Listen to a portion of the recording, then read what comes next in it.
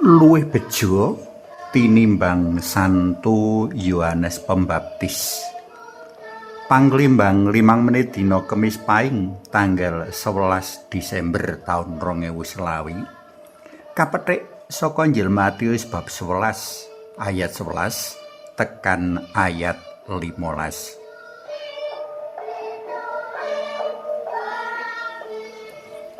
Dina iki awake dhewe katemokake karo priya agung kang temen-temen agung, Santo Yohanes Pembaptis.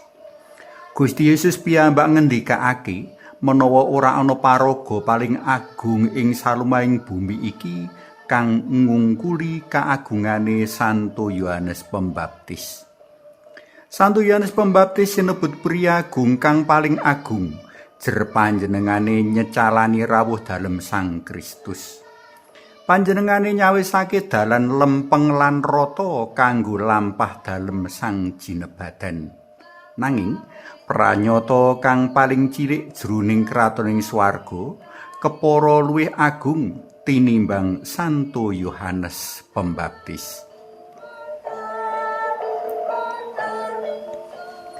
Gusti Yesus mujudake paraga kang paling cilik jroning kratoning swarga.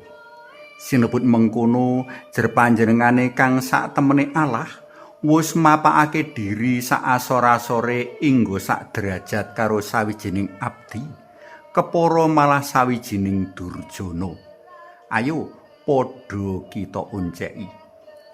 Gusti Yesus semono Allah ngejawantah liwat guwa garbane sinuci kenya Dewi Maria. Miyos dalem ana pamakanan. Apa ana ing antarane pandemen PLM kang lair ing pamakanan kandang sapi, wedhus, pitik lan sak piturute? Ora ana to? Sugeng dalem tansah nyawiji karo wong-wong saking kesrakat kang lumrah ora antuk pangaji sak mestine, sarta kapasrahake kanggo ngangkat derajate wong-wong mau. Ora sethithik saka wong-wong mau kang kakucil kasih beratake dening pepadane, kayata para panandang lara lepra, uga para juru mupu biya. Panyamah panginan panjenengane tampa rikala kagruduk karangket dening para srodadu Romawi, uga para imam kepala. Seda dalem kagolongake minangka durjana. Panjenengane kapatrapan pidana pati jalaran katuduh nyamah Allah. Panjenengane sinalip kaapit beranda loro. Sadurunge seda, Gusti Yesus nuladakake tindak leladi kang asring katindakake dening para batur lan abdi. Mijiki sikile bendoro kanthi piweling. Kudune kowe padha laden linadenan. Para pendherek dalam Gusti Yesus kaanggep bejo jalaran marisi piwulang lan tulodo dalam Sang Kristus kang rawuh minangka abdine manungsa sajagat. Para pendherek dalam Gusti bejo rikala gelem urip kaya Gusti Yesus, leladi kaya Gusti Yesus lan ora mingkuh rikala kahanan ngudhokake dheweke berkurban kaya Gusti Yesus berkurban.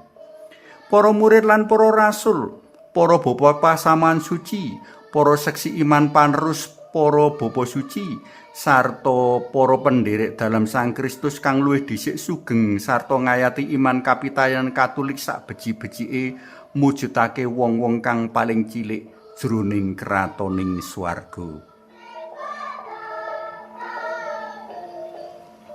Para tresna pelem kinasih, warga pasaman suci kang urip ing jaman saiki uga marisi kabegjan kang kanugrahake Allah marang warga pasaman suci kang luwih dhisik sugeng ndhisiki awake dhewe. Awake dhewe bejo marga ngenyam woing panebusan dalem Gusti Yesus kang nuntun marang kamulyan langgeng. Mula prayoga ora padha mbuang-buang kanugrahan luhur sarta kalodhangan kanggo dadi pendherek dalam Gusti kang sejati. Cilik ing kacamatane donya, ananging paling gedhe ing wadana dalem Gusti. Suwawi sambi munjuk. Kunjungan dalam Yang Rama so Yang Putra Tuwin Yang Roh Suci. Amin. Mugi nurna Yang Rama Yang Putra Tuwin Yang Roh Suci. Kados sing mula buka sakmenika sarta ing sak lami-laminipun. Amin. Kunjungan dalem Yang Rama, Sang Yang Putra, Tuwin Yang Roh Suci. Amin.